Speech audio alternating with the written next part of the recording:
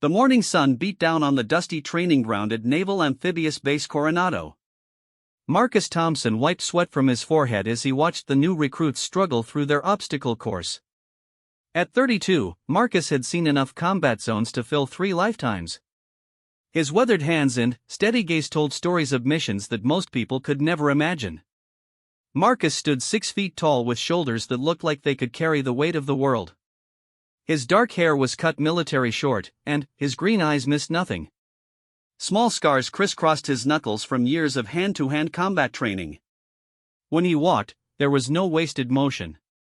Every step had purpose. The Navy SEAL had just returned from a deployment in Afghanistan 3 months ago. The transition back to stateside training duty was harder than he expected. Out there, every decision mattered. Lives hung in the balance. Here at the base, he was teaching young sailors basic survival skills and watching them complain about getting their boots dirty. Thompson called out Lieutenant Commander Sarah Martinez from across the training yard. "We need you in the briefing room." Marcus jogged over, his boots creating small clouds of dust with each step. The briefing room was air-conditioned, which felt like stepping into a freezer after the California heat. 3 other instructors sat around a metal table covered with papers and coffee cups. "We have a situation developing downtown," Lieutenant Commander Martinez began. "There's been an incident at the Rusty Anchor Bar. One of our guys is involved."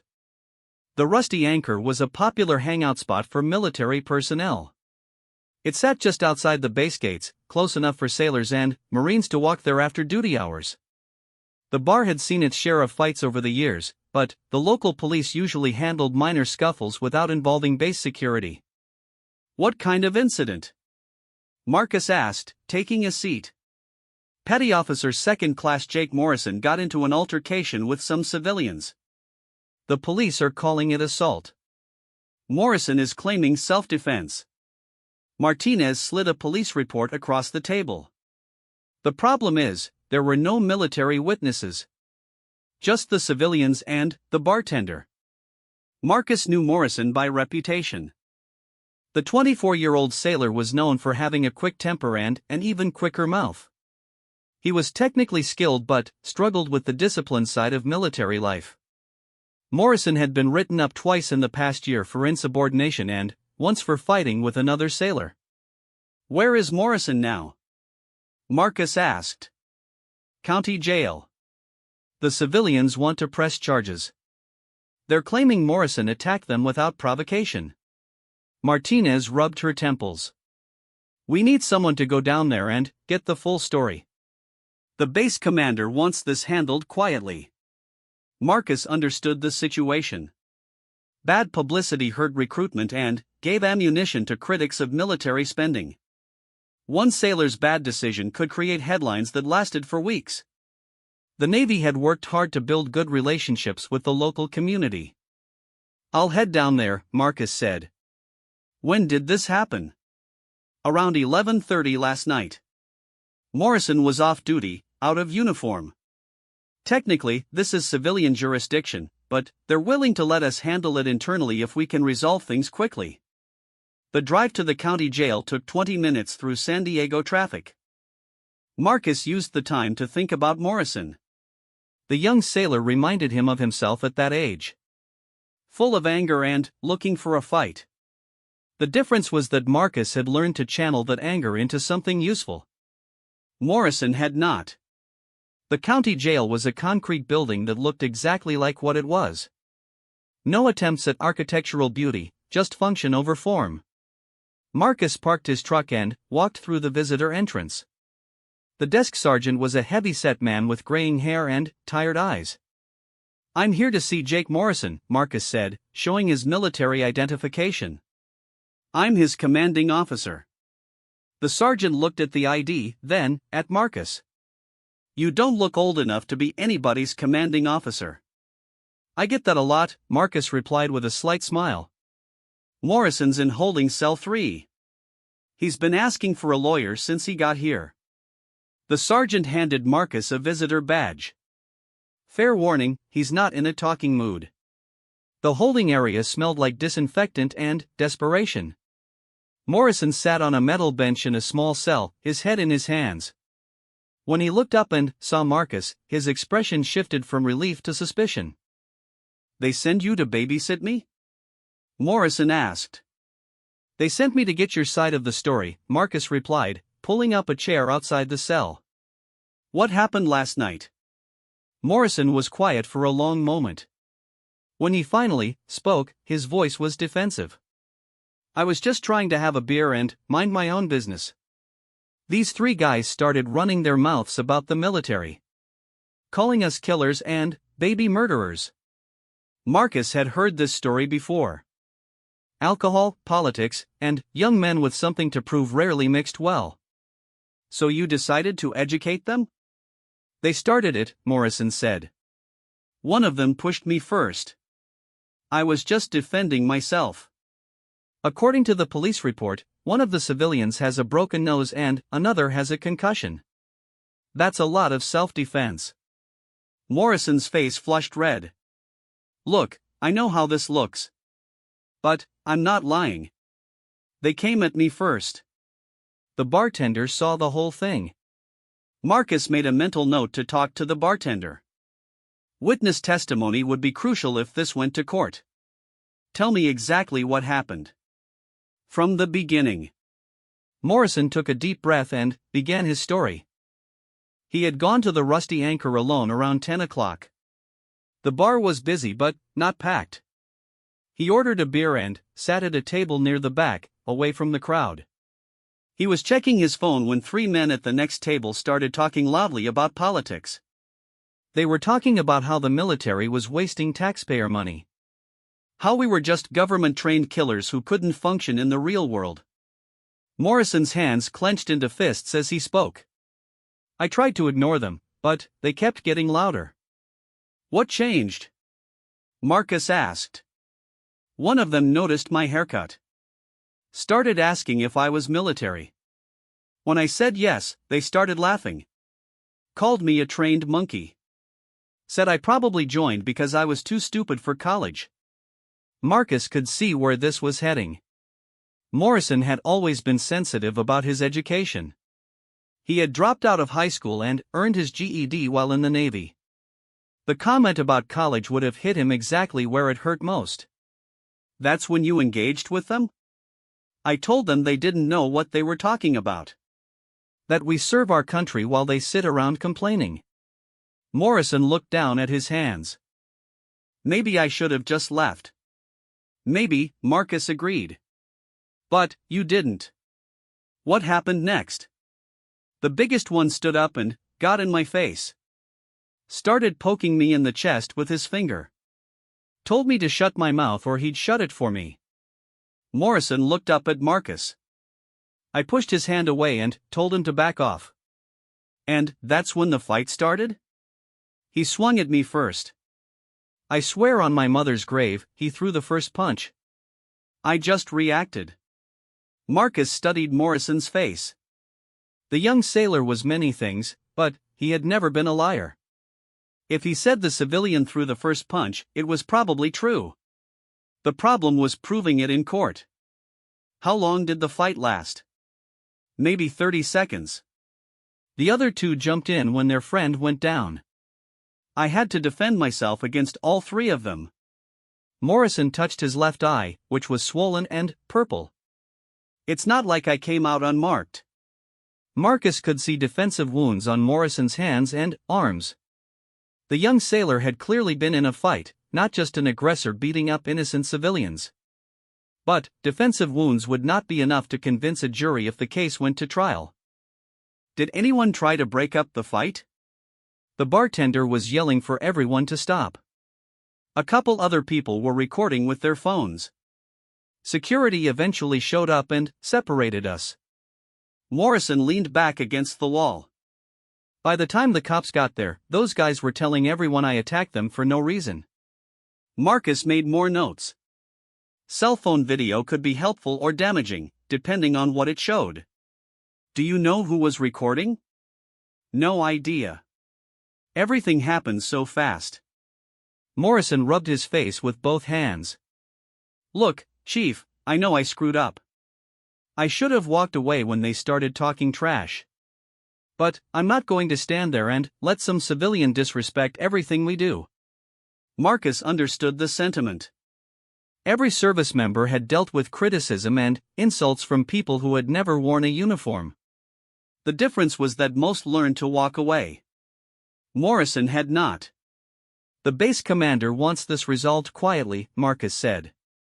That means finding a way to make this go away without a trial. How do we do that? First, I need to talk to the bartender and see if there's any security footage. Then, I need to track down those phone videos. Marcus stood up. In the meantime, you need to think about whether you want to fight this or take a deal. Morrison looked confused. What kind of deal? Depends on what the district attorney is willing to offer. Could be community service, anger management classes, restitution for medical bills. Probably better than risking a felony assault conviction. The young sailor was quiet for a moment. What would you do? Marcus considered the question. At Morrison's age, he probably would have fought it out of principle. Pride and stubbornness had gotten him into plenty of trouble in his younger days. But age and experience had taught him to pick his battles more carefully. I'd want to see all the evidence first, Marcus said finally. But, Morrison, you need to understand something. Even if you were defending yourself, you put the Navy in a difficult position. That has consequences regardless of what happens in court. Morrison nodded slowly. I understand, Chief. Marcus left the jail with mixed feelings.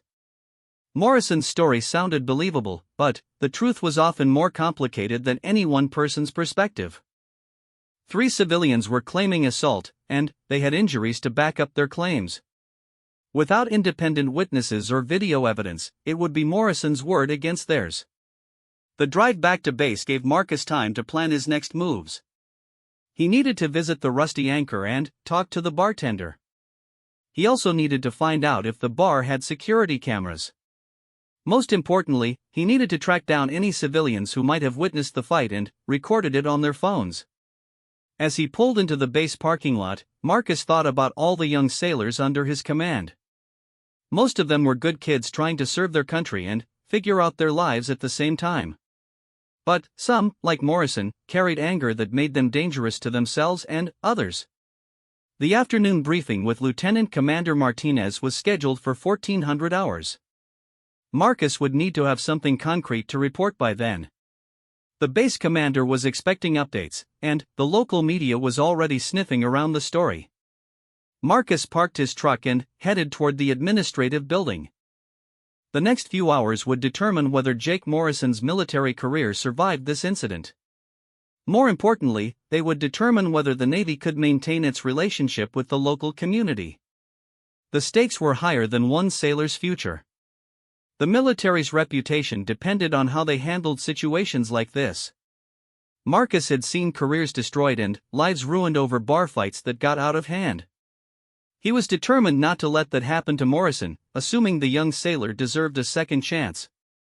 Walking across the base courtyard, Marcus noticed a group of sailors watching him from near the mess hall. Word traveled fast in military communities. By now, everyone knew that Morrison was in jail and that Marcus was handling the situation. How he resolved this case would send a message to every sailor on the base about what kind of behavior was acceptable. The Rusty Anchor looked different in daylight.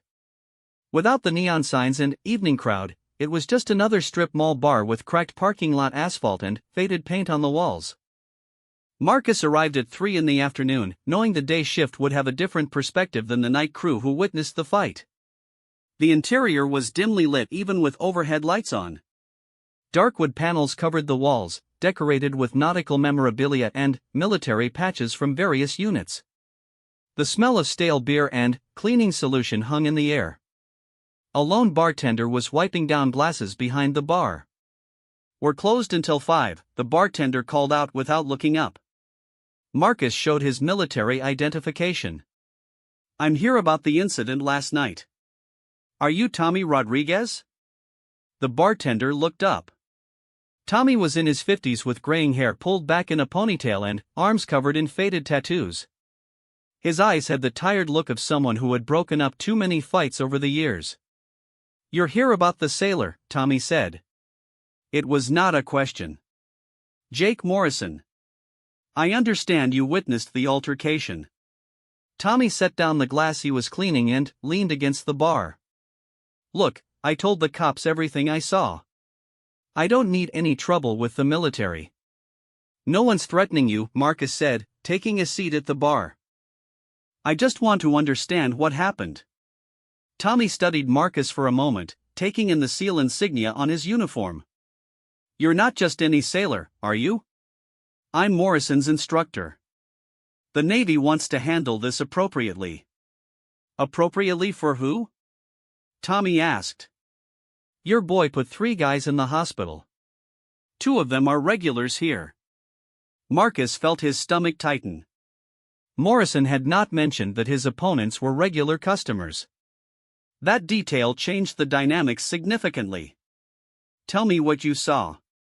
Tommy grabbed a beer from the cooler and opened it, offering it to Marcus.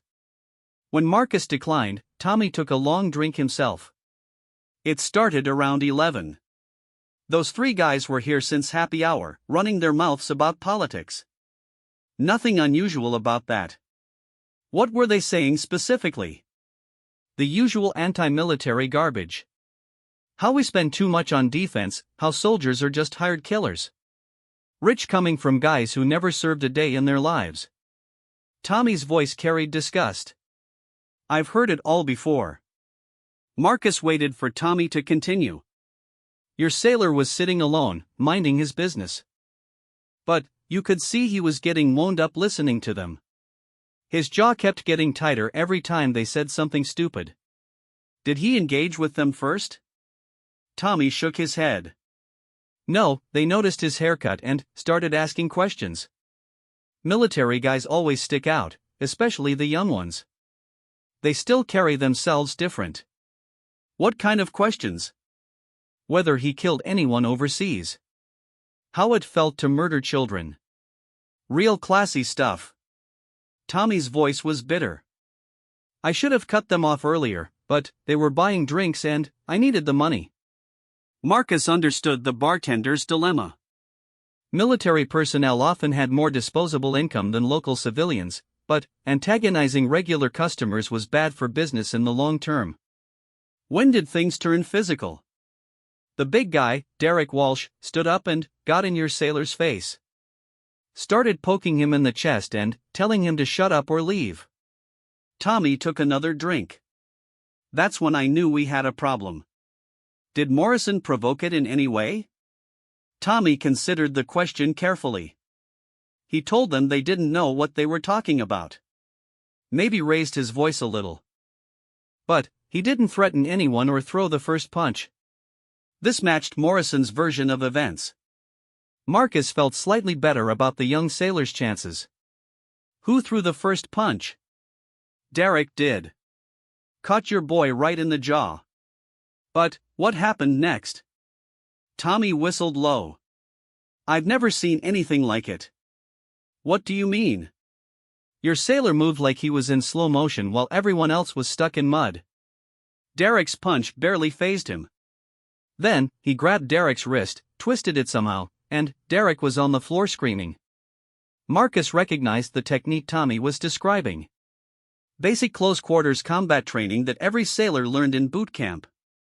Morrison had apparently paid attention during those classes. "How long did the fight last?"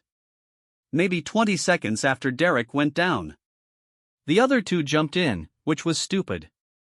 Your sailor dropped one with an elbow to the nose, then caught the third one with a knee to the solar plexus.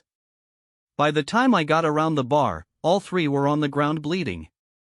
"Did Morrison continue attacking after they were down?" "No, that's the weird part. Soon as they stopped fighting, he backed off. Looked almost surprised at what he'd done." Tommy crushed his empty beer can. "I've seen a lot of bar fights, but nothing like that. Your boy has serious training." Marcus made mental notes about Morrison's restraint after the fight ended. That detail could be crucial for his defense. "Did anyone else see what happened?" About 15 people in the bar. Half of them were recording with their phones. Tommy leaned closer to Marcus. But here's the thing you need to know. Derek Walsh's father is City Councilman Robert Walsh. This isn't going away quietly. Marcus felt his heart sink. Political connections would make everything more complicated. City councilmen had influence with district attorneys and police chiefs. They could turn a simple assault case into a public relations nightmare for the Navy. What do you know about Derek Walsh? 26 years old, works construction when he feels like it. Lives off his father's money mostly. Gets drunk here 3 nights a weekend, starts fights with anyone who looks at him wrong. Tommy's voice was filled with disgust. I should have banned him years ago. Why didn't you? His father brings business events here sometimes. Political fundraisers, campaign parties. Money talks louder than common sense. Marcus understood the economics of running a small business. Losing a steady customer was bad, but losing a customer with political connections could be devastating. Are you willing to testify about what you saw? Tommy was quiet for a long moment. I told the truth to the police. Derek threw the first punch. But if this goes to trial, I'm going to be in a difficult position. How so? The Walsh family has influence with the city council. They control business licenses, zoning permits, health inspections. If I testify against Derek, they could make my life very difficult. Marcus felt anger building in his chest. Corruption and intimidation were things he had fought against in war zones overseas. Finding them in his own backyard was infuriating. So you're saying Morrison is on his own? I'm saying the truth doesn't always matter when powerful people want a different story. Tommy started wiping down the bar again. Your sailor defended himself, but that might not be enough. What about the security footage? Tommy pointed to a camera mounted in the corner above the bar. That camera hasn't worked in 2 years. Too expensive to fix on my budget. Marcus looked around the bar and noticed 3 other cameras mounted on the walls. What about those? The one by the door works, but it only shows people coming and going. The other 2 are just for show. Tommy followed Marcus's gaze. Fake cameras are cheaper than real ones. So there's no video evidence of the fight? None from my cameras. But, like I said, half the people in here were recording with their phones. Some of that footage has to show what really happened. Marcus knew that phone footage could be edited or taken out of context. Videos that started recording after the fight began would only show Morrison hitting 3 men, not Derek throwing the first punch. Do you know who was recording? A couple college kids near the pool table had their phones out. There was a woman at the bar who was filming too. But I don't know any of their names. Did the police collect any of the phone footage? Tommy shrugged. They asked if anyone had video, but most people had already left by the time the cops showed up. You know how it is when fights break out. Everyone disappears. Marcus stood up from the bar stool. If anyone comes forward with video evidence, will you contact me? He handed Tommy his business card. I'll try, Tommy said, but his voice lacked conviction. Look, I feel bad for your sailor. He was defending himself against 3 drunk idiots. But Derek Walsh has powerful friends, and I have a business to protect. Marcus understood Tommy's position, but it did not make the situation any easier. Without video evidence or willing witnesses, Morrison's case would depend entirely on character testimony and the credibility of everyone involved. Walking back to his truck, Marcus thought about Derek Walsh and his father's political connections. He had dealt with corruption overseas, but fighting it required different tactics in civilian courts. The rules of engagement were completely different when lawyers and judges were involved instead of enemy combatants. His phone buzzed with a text message from Lieutenant Commander Martinez. Base Commander wants an update at 1,600 hours. Do you have anything positive to report? Marcus checked his watch. He had 2 hours to find something that would help Morrison's case. The bartender's testimony confirmed Morrison's version of events, but Tommy was clearly reluctant to testify against the Walsh family. Without additional evidence, the case would likely result in a conviction. Driving back toward base, Marcus decided to make one more stop. The county hospital where Derek Walsh and his friends had been treated would have medical records showing the extent of their injuries. Those records might provide clues about how the fight actually unfolded. The emergency room at County General was busy with the usual afternoon crowd of accidents and emergencies. Marcus showed his identification to the triage nurse and asked to speak with someone about the previous night's assault victims. "You'll need to talk to Dr. Patricia Chen," the nurse said. "She treated all 3 men when they came in." Dr. Chen was a small woman with tired eyes and graying hair pulled back in a practical ponytail. She met Marcus in a small consultation room near the emergency department. "I can't discuss patient details without proper authorization," Dr. Chen said immediately. "I understand," Marcus replied.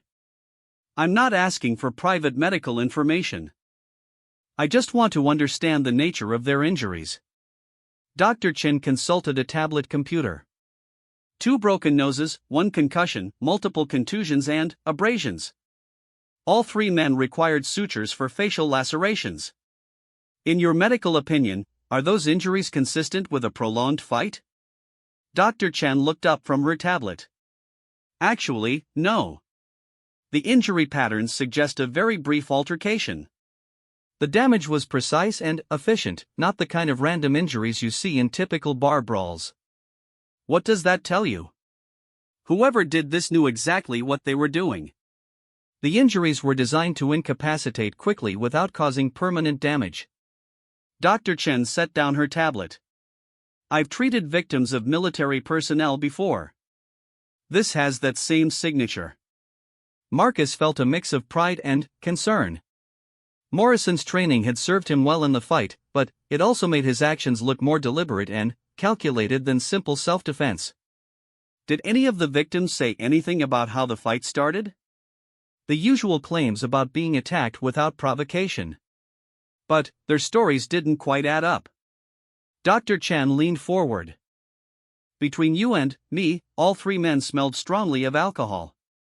Their blood alcohol levels were well above the legal limit." "How intoxicated were they?"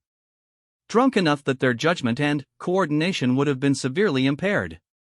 If they started a fight with someone sober and trained, this outcome was inevitable." Marcus thanked Dr. Chen and headed back to his truck.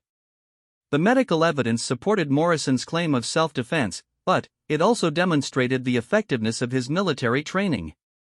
A jury might see that as proof that Morrison should have used restraint rather than fighting back. The drive back to base took 30 minutes through heavy traffic. Marcus used the time to organize his thoughts for the meeting with the base commander. He had confirmation that Morrison was defending himself, but he also had evidence of political complications that could make a fair resolution difficult. Captain William Rodriguez was waiting in the conference room when Marcus arrived. The base commander was a career Navy officer in his early 50s with silver hair and the bearing of someone who had earned his position through decades of service. "What's the situation with Morrison?" Captain Rodriguez asked without preamble. "He was defending himself," Marcus replied. "The bartender confirms that the civilians started the fight. But there are complications." Marcus explained about Derek Walsh's father and the political connections involved. He also described the medical evidence and the lack of video footage from the bar's security cameras. "So we have a sailor who defended himself appropriately, but we can't prove it in court because of political pressure?" Captain Rodriguez summarized. "That's about right, sir." Captain Rodriguez was quiet for a moment. "What's your recommendation?" Marcus had been thinking about that question during the drive back to base. "I think we need to find the cell phone footage from the fight. Someone recorded Derek throwing the first punch. We just need to find them and convince them to come forward. How do we do that without appearing to intimidate witnesses?" "Social media," Marcus said. "Most people post videos like that online within hours. If we can find the footage on Facebook or YouTube, we might be able to contact the person who recorded it." Captain Rodriguez nodded slowly. "Do it.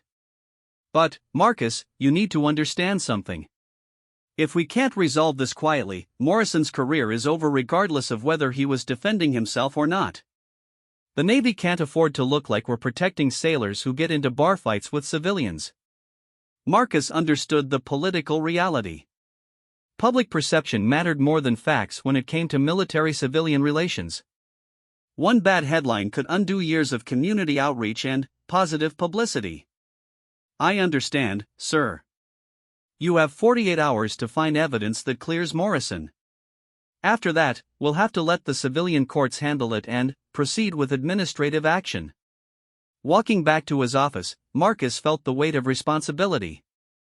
Morrison's future depended on finding video evidence that might not exist. Even worse, the young sailor might not deserve the effort Marcus was prepared to put in. But something about the case bothered Marcus beyond the simple facts. Derek Walsh sounded like a bully who had finally picked on someone who could fight back. The idea of letting bullies win because of their political connections went against everything Marcus believed in. Marcus spent the evening searching social media platforms from his apartment near the base. His laptop screen glowed in the darkroom as he scrolled through Facebook posts, Twitter feeds, and YouTube uploads from the previous night. Every few minutes, he took a break to rest his eyes and drink coffee that had gone cold hours ago. Finding specific content among millions of posts was like searching for a needle in a haystack. Marcus tried different search terms: rusty anchor fight, bar brawl San Diego, sailor fight, and variations of those phrases. Most results were unrelated videos or old news stories about different incidents. Around midnight, Marcus found something promising. A Facebook post from a profile named Jennifer Mills showed a short video with the caption "Crazy fight at the Rusty Anchor last night. Military guy versus 3 locals." The video was only 15 seconds long and started after the fighting had already begun. Marcus watched the grainy phone footage repeatedly. It showed Morrison backing away from 3 men who were advancing on him aggressively. One man swung wildly at Morrison, who ducked and responded with a precise strike to the attacker's nose. The video ended abruptly when Morrison moved out of the frame. The footage was helpful but incomplete. It showed Morrison defending himself against multiple attackers, but it did not capture the initial confrontation or who threw the first punch. Marcus copied the link and made notes about contacting Jennifer Mills. By 2 a.m, Marcus had found 3 more videos posted online. Each showed fragments of the fight from different angles, but none captured the crucial moment when Derek Walsh supposedly threw the first punch. The videos made Morrison look like an efficient fighter, but they could just as easily be interpreted as showing an aggressor systematically attacking 3 victims. Marcus closed his laptop and tried to sleep, but his mind kept racing. He had 47 hours remaining to find evidence that would save Morrison's career. The young sailor was sitting in jail while Marcus searched the internet for proof of his innocence. The next morning brought new developments. Marcus arrived at the base at 6:30 to find Lieutenant Commander Martinez waiting in his office with a stack of newspapers. "We have a problem," she said, spreading the papers across Marcus's desk. The headlines were worse than Marcus had feared. "Local sailor attacks 3 men in unprovoked assault." Read the front page of the San Diego Tribune. The article quoted Derek Walsh extensively, describing Morrison as a trained killer who lost control and attacked innocent civilians. "City Councilman demands justice for son" was the headline in the second paper.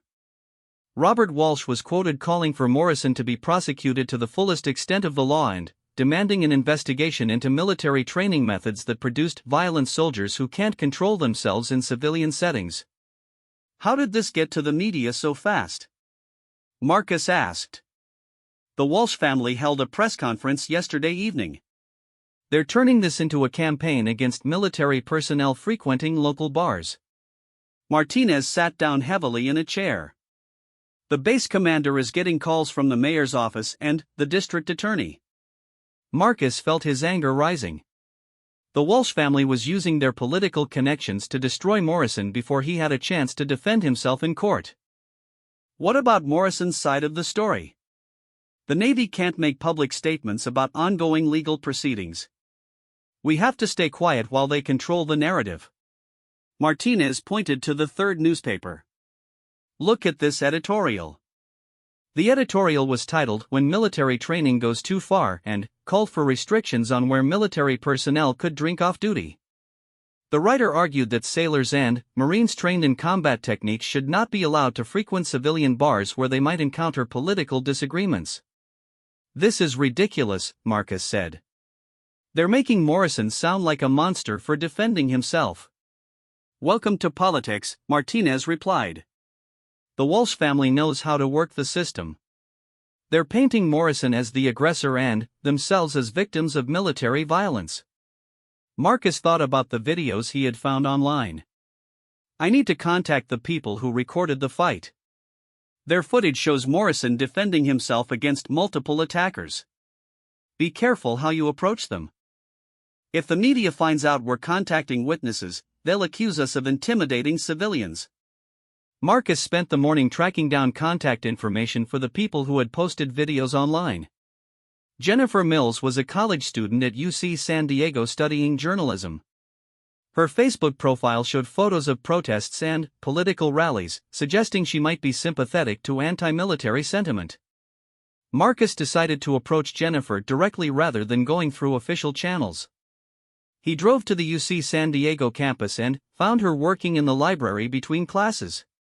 She was a young woman with purple hair and multiple piercings who looked up suspiciously when Marcus introduced himself. "You're here about the fight video," she said. It was not a question. "I'd like to talk about what you saw that night," Marcus replied, sitting down across from her at the study table. Jennifer closed her textbook and stared at Marcus for a moment. "Look, I already know what you're going to say. The sailor was just defending himself, and those guys started it. Military people always claim they were defending themselves. Were you there when the fight started?" "I was in the bathroom when it began. By the time I got back to the bar area, the sailor was already hitting people." Jennifer pulled out her phone. "That's all I recorded." Marcus watched the video again on her phone screen. "Did you talk to anyone who saw how it started?" "My boyfriend Derek was there the whole time. He said the sailor just snapped and started attacking people for no reason." Marcus felt his stomach drop. "Derek? Derek Walsh?" Jennifer's expression shifted to suspicion. "Yeah, why?" "Derek Walsh was one of the men involved in the fight." "I know that. He's my boyfriend. He got a broken nose and a concussion because your psycho sailor couldn't handle a political discussion." Marcus realized he had walked into a trap. Jennifer Mills was not an independent witness. She was Derek Walsh's girlfriend, which explained why her video started after the fighting began and why she was posting anti-military content online. "Did Derek tell you what he said to Morrison before the fight started?" Jennifer's face flushed red. "Derek didn't do anything wrong. He was just expressing his opinion about military spending. Your sailor attacked him because he couldn't handle hearing the truth about what you people do overseas." Marcus could see there was no point in continuing the conversation. Jennifer had already decided Morrison was guilty based on her boyfriend's version of events. Her video footage would not help Morrison's case because she would testify that Derek was innocent. Walking back to his truck, Marcus felt the weight of political manipulation. Derek Walsh had not only started the fight, but he had also positioned his girlfriend to record selected portions of it. The whole situation was beginning to look like a setup designed to discredit Morrison and the military. Marcus drove to the county jail to update Morrison on the latest developments. The young sailor looked worse than before, with darker circles under his eyes and a defeated expression. "I saw the newspapers," Morrison said when Marcus sat down outside his cell. "My face is on the front page like I'm some kind of terrorist." "The Walsh family is playing politics with your case," Marcus explained. "They're trying to use this incident to score points against the military. So what does that mean for me?" Marcus was quiet for a moment. "It means we need to find evidence that proves your version of events, or you're going to be sacrificed for their political agenda." Morrison leaned back against the wall. "I keep thinking about that night. Maybe I should have just left when they started talking trash. None of this would have happened. Maybe, Marcus agreed. But walking away from bullies doesn't always work. Sometimes standing up to them is the only option. Even if it ruins your life? Marcus thought about his own experiences with bullies and authority figures who abused their power. Sometimes doing the right thing has a price. But letting bullies win has a higher price. Morrison was quiet for a moment. What happens if you can't find evidence to clear me? Then, you'll probably be convicted of assault and discharged from the Navy. The Walsh family will use your case to push for restrictions on military personnel in civilian areas. And, if you do find evidence? Then, we fight back and show people what really happened that night. Marcus leaned closer to the cell bars. Morrison, I need you to think carefully. Is there anything else about that night that you haven't told me?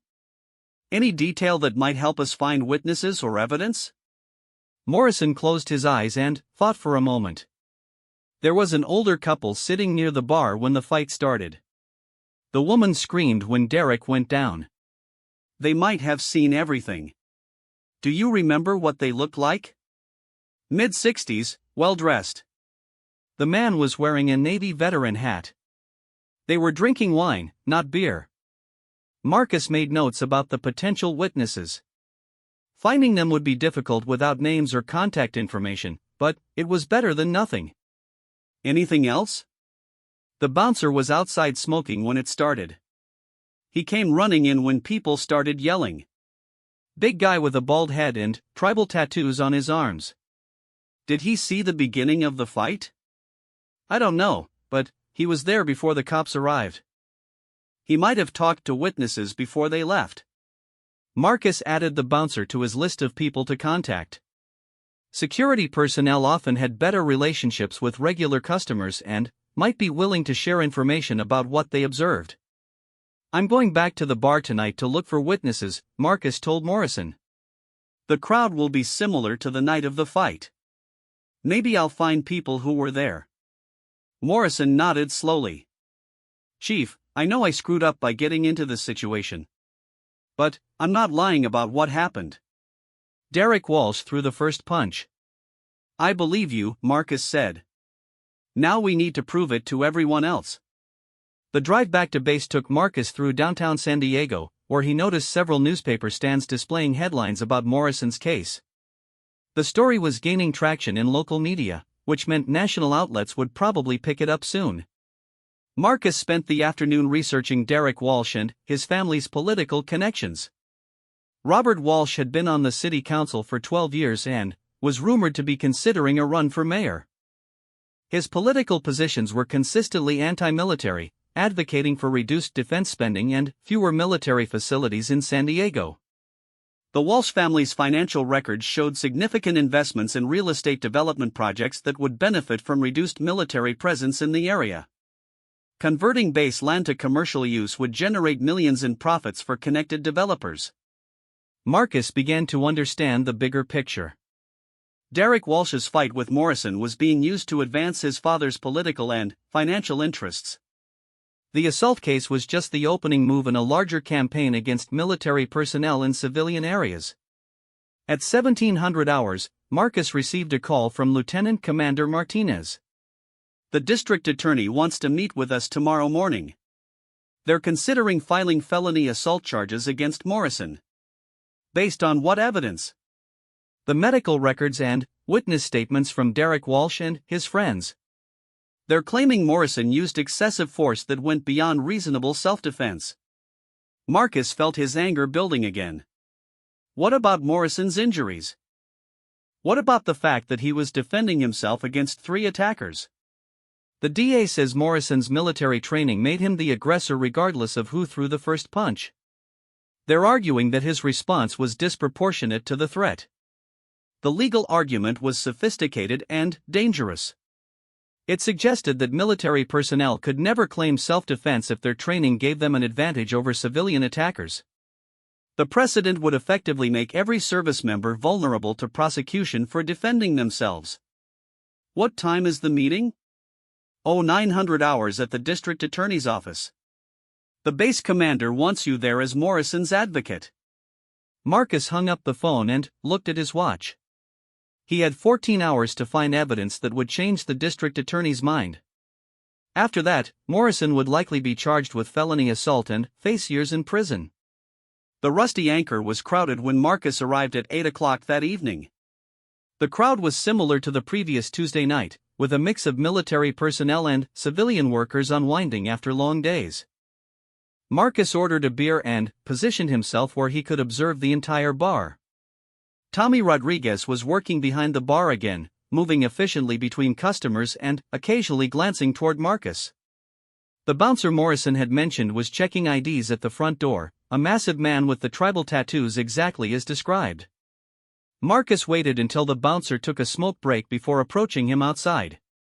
"Excuse me, were you working last Tuesday when that fight broke out?" The bouncer studied Marcus suspiciously. "You a cop?" "Navy." Marcus showed his identification.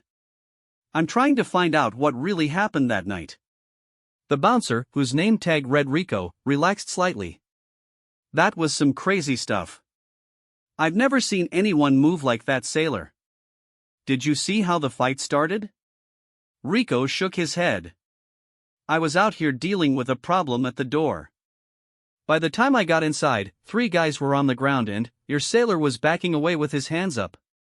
"Did you talk to any witnesses before the police arrived?" "Yeah, there was an older couple who saw the whole thing.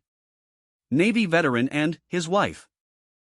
They were pretty upset about how those guys were talking to the sailor." Marcus felt hope rising in his chest. "Do you know their names?" "Regular customers. Bill and Martha Chen. They come in every Tuesday for wine and dinner. Nice people." Rico took a drag from his cigarette. "They were saying how Derek started it, but they left before the cops got there." Marcus now had the names of independent witnesses who could testify about what really happened. "Do you have contact information for them?" Rico looked uncomfortable. "I can't give out customer information. But they'll probably be here next Tuesday if you want to talk to them." "That's too late. Morrison is being charged tomorrow." Rico was quiet for a moment. "Look, I feel bad for your sailor. He was defending himself against 3 drunk idiots. But I can't get involved in court cases. I've got a family to feed." Marcus understood Rico's position, but he was running out of options. "If I could find the Chens another way, would you be willing to confirm their statement about what they saw?" "Maybe. Depends on what they say." Marcus thanked Rico and went back inside the bar. He needed to find Bill and Martha Chen before the district attorney meeting in the morning. Their testimony could be the evidence that saved Morrison's career and exposed Derek Walsh as the real aggressor. Marcus spent 2 hours in the Rusty Anchor that night talking to bartenders and regular customers, but no one had contact information for Bill and Martha Chen. The elderly couple was known to everyone as friendly regulars who came in every Tuesday evening, but they kept to themselves and paid in cash. At 2300 hours, Marcus drove home with a plan forming in his mind. If the Chens were Navy veterans, they might be registered with local veteran organizations or receiving benefits through the VA system. It was a long shot, but it was better than waiting until the next Tuesday.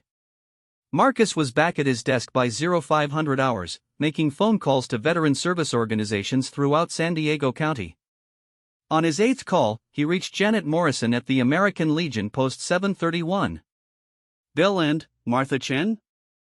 "Oh yes, they're wonderful people," Janet said. "Bill served on destroyers in the Pacific during Vietnam. Martha volunteers with Our Lady's Auxiliary. I need to contact them urgently about something they witnessed. Do you have their phone number?" "I'm sorry, but I can't give out member contact information." "What's this about?" Marcus explained the situation carefully, emphasizing that the Chens were witnesses to an incident involving military personnel. This could prevent an innocent sailor from going to prison.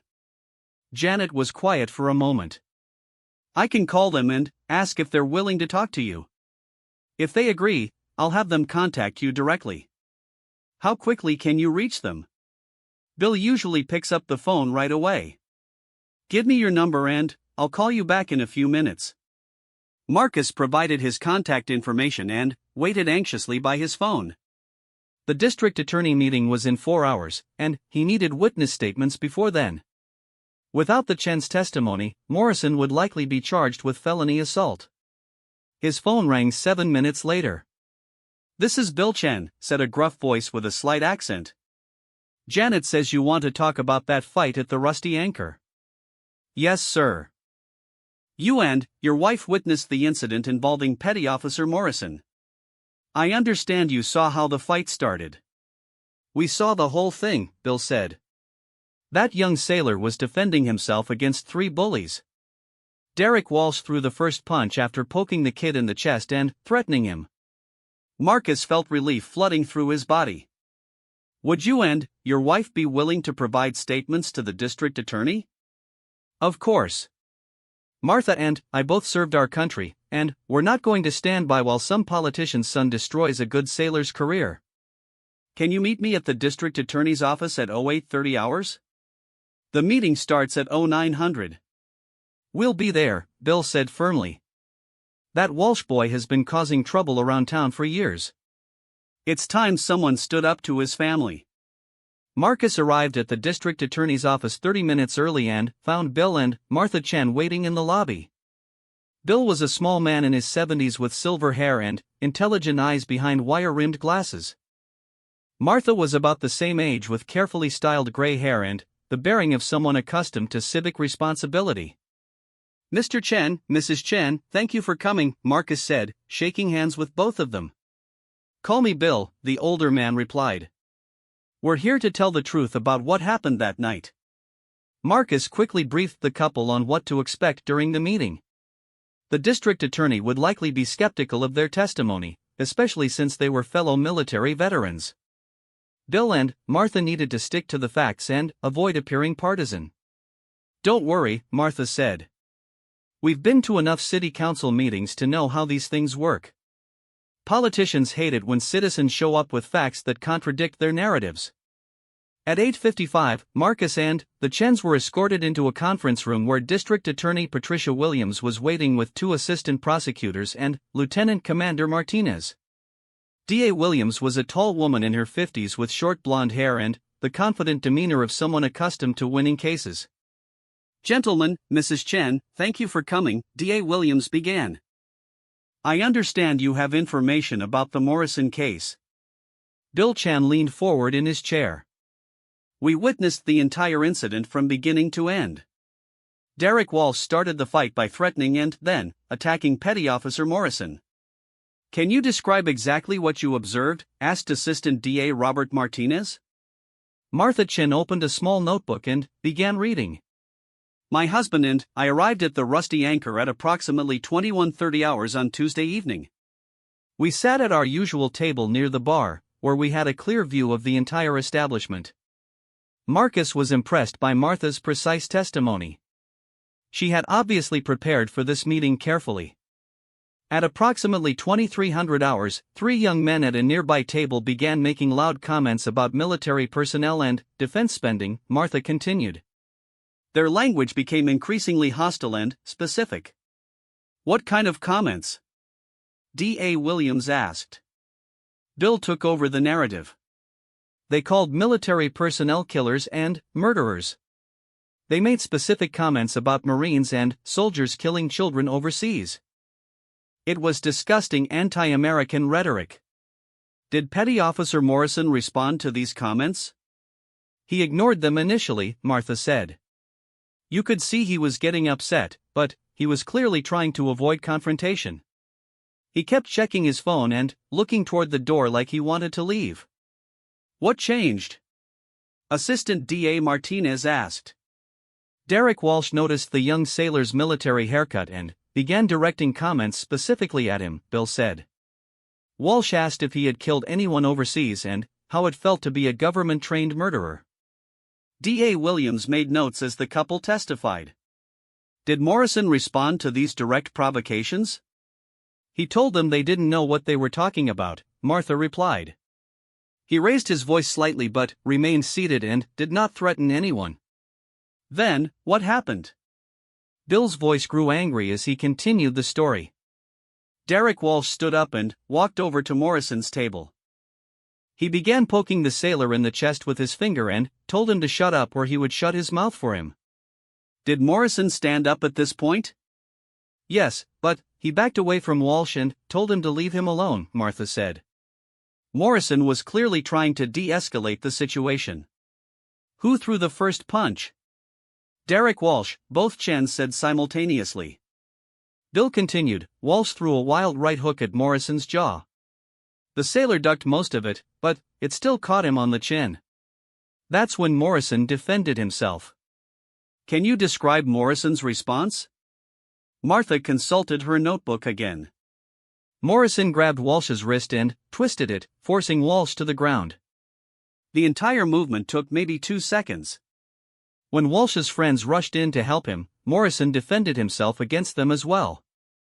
How long did the physical altercation last? Less than 30 seconds, Bill said. Once all 3 men were on the ground and no longer threatening him, Morrison immediately backed away with his hands raised. He made no attempt to continue attacking them. D.A. Williams looked up from her notes. Why didn't you stay to give statements to the police? We're in our 70s, Martha replied. Large crowds and police investigations are stressful at our age. We went home and assumed the truth would come out through other witnesses. When did you realize your testimony might be needed? Bill leaned forward. When we saw the newspaper articles painting that young sailor as an aggressor. We know what we saw, and we weren't going to let Derek Walsh and his father destroy an innocent man's career. D.A. Williams was quiet for several minutes, reviewing her notes. Marcus could see her weighing the political implications of prosecuting the son of a city councilman against the testimony of 2 elderly veterans. Mr. and Mrs. Chen, are you willing to testify in court if this case goes to trial? Absolutely, Martha said. We've been married for 52 years and we've never lied to each other or anyone else. We're not going to start now. D.A. Williams looked at Lieutenant Commander Martinez. I need to speak with my staff privately. Can you wait outside for a few minutes?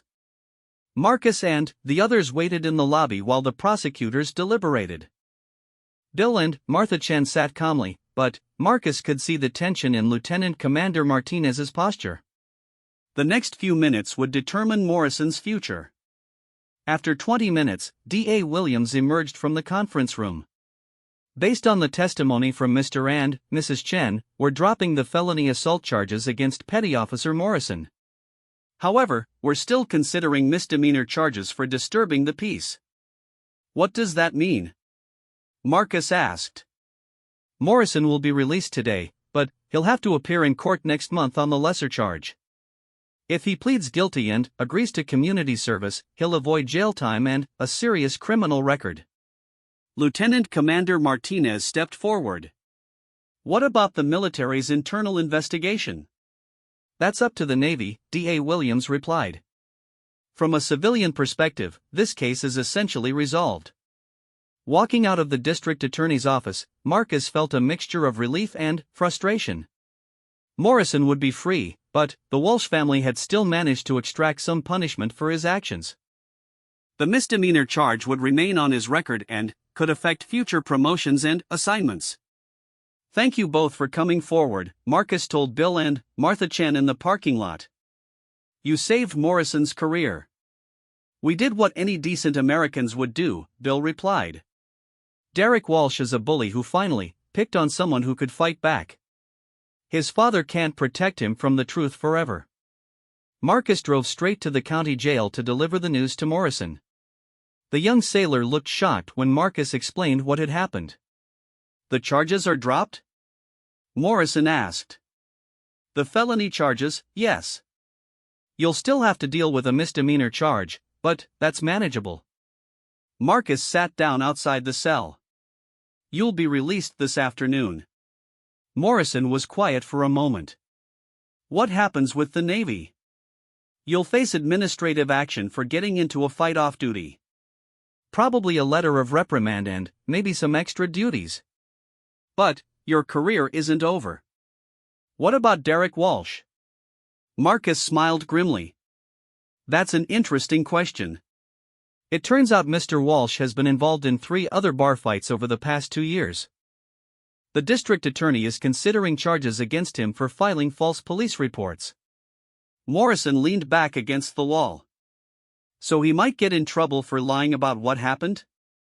The Chen's testimony contradicts everything Walsh told the police. D.A. Williams doesn't like being made to look foolish by prosecuting innocent people.